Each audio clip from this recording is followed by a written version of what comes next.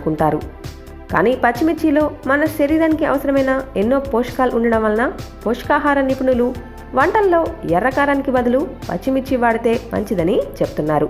పచ్చిమిర్చిలో anti oxidants సమృద్ధిగా ఉండడం వలన శరీరాన్ని ఫ్రీ రాడికల్స్ నుంచి రక్షించుకోవడమే కాకుండా క్యాన్సర్ కణాలను నిర్మూలించి క్యాన్సర్ కణాలకు వ్యతిరేకంగా పోరాటం చేస్తుంది. అలాగే యాంటీ ఏజెంట్ ప్రక్రియను ఆలస్యం చేస్తుంది.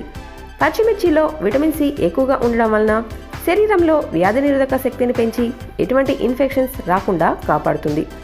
విటమిన్ ఇ సమృద్ధిగా ఉండడం వలన చర్మంలో న్యాచురల్ స్కిన్ ఆయిల్స్ను ఉత్పత్తి చేసి చర్మం మెరిసేలా చేస్తుంది. పచ్చిమిర్చిలో క్యాలరీస్ 0.